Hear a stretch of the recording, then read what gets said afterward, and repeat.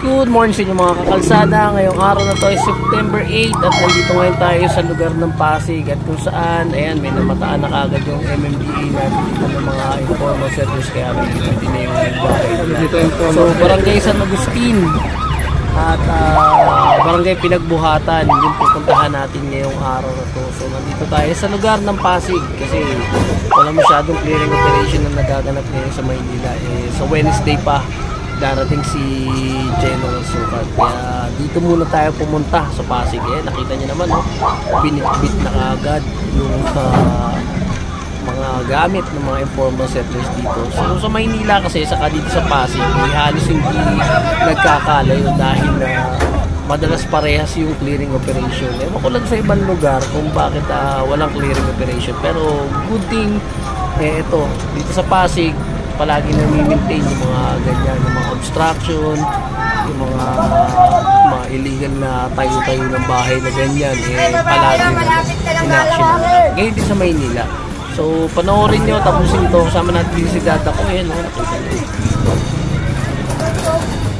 Saka yung buong team ng sidewalk clearing operation. Pakabukas, bumalik na tayo sa Maynila, tingnan natin yung mga clearing operation. So sa ngayon, sama muna tayo dito sa Pasig at medyo matagal-tagal na rin hindi tayo nakapag-vlog dito, mga halos isang taon na rin, kaya mabuti na lang at na-invite tayo dito. So panoodin nyo, tapusin nyo itong video na to at talagang sa bandang huli, puro action, puro hakutan yung mga ganap dito.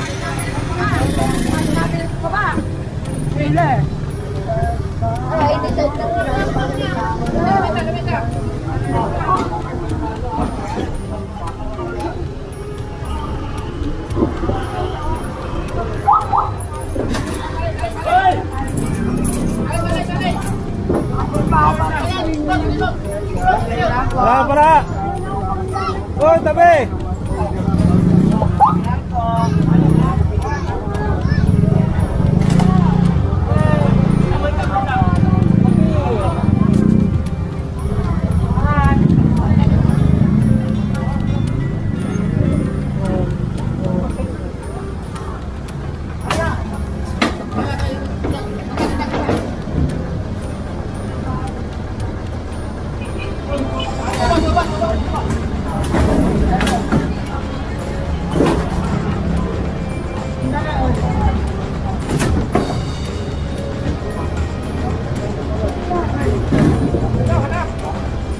Bibitawan niya. Bakit wala siya eh? Oo. Walang bibitawan. Eh.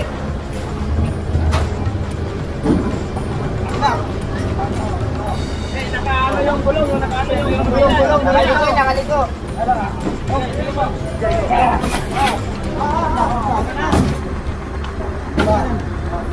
Ito ba yan? Tabaw. Ano ba sa kabila? Mar, tali sa kabila, tali mo. Tulungin po namin. Tali mo.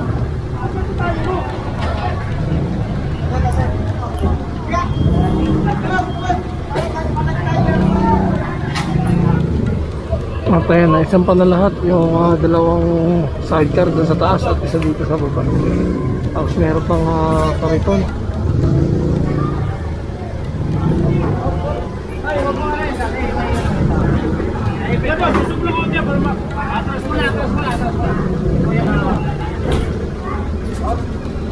Masila.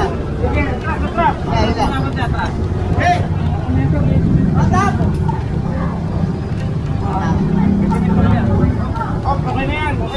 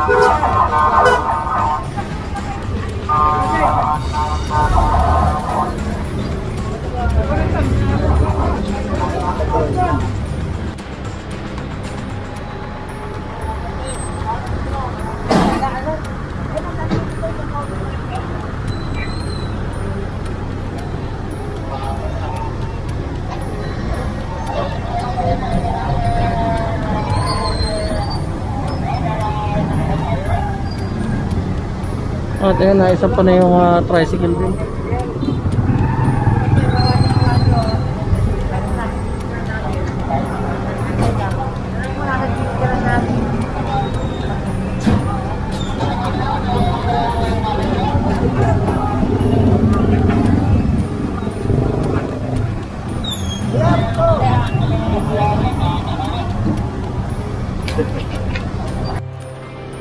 Itong naka-illegal park, sabi nung parang E-Santos ata to.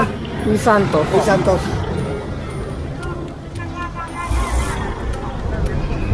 Kuya, E-Santos to, no? Santos. E-Santos. Matagal na yan dyan. Maganda yan. Mga... December pa yan. Dinadaan-daanan lang. So yun, sabi, ayon kay kuya, December pa daw to. Nadaan-daanan lang.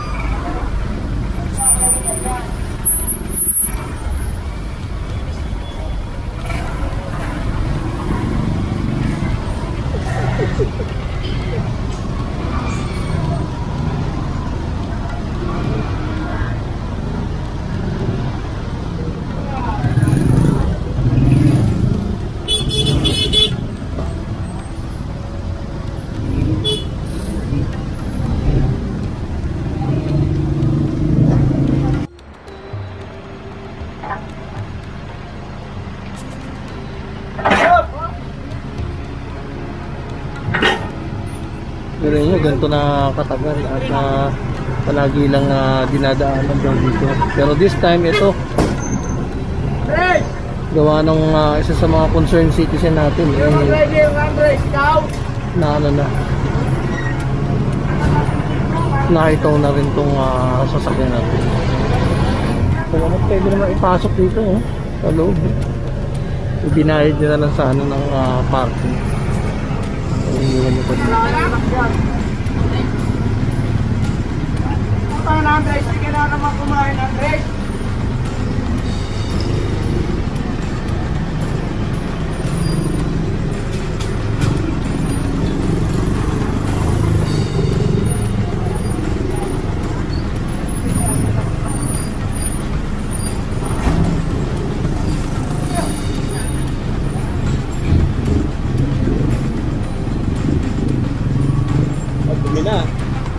Matagal na daw. Matagal yan dyan Sabi nga nung concerned citizen, mga December pa daw.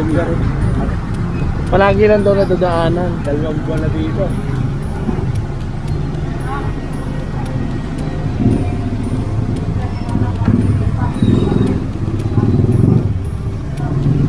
Ano, okay na?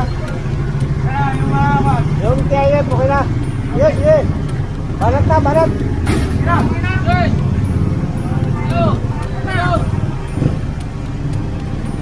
Bagal lang naman. Yes, yes.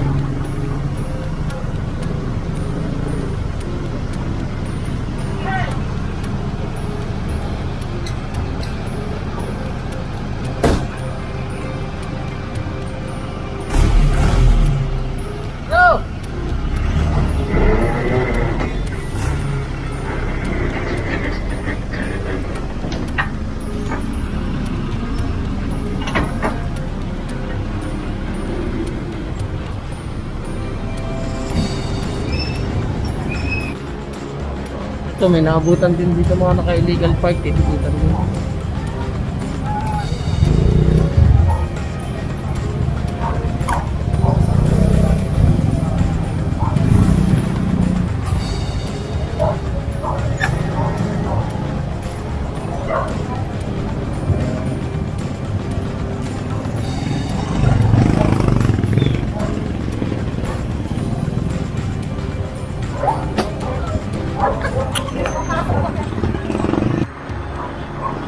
kadadaan lang natin dito kanina. Ayan. Andito na naman sila, nagbahal dito na naman. Ayaw ng heaven ng action light dito kasi construction ang bayan sa road light of play. Enforcer po rito.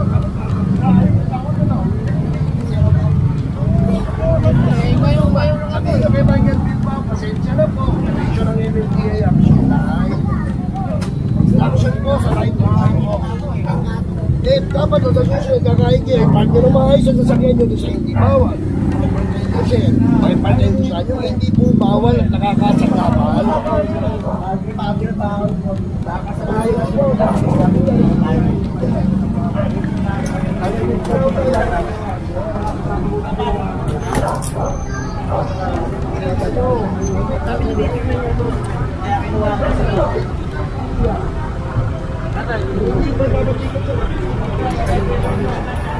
Either mamimili lang naman sila, ipatotowing yung motor o ipapatikit na sila. Pero I suggest na magpatikit na sila kasi mas mura lang, 1,000 kaysa naman dun sa itotowing.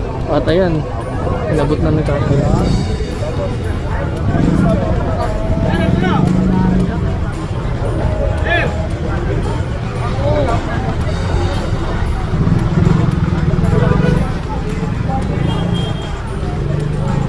Nakikita nyo yan, napakadami nating towing truck yung araw na to.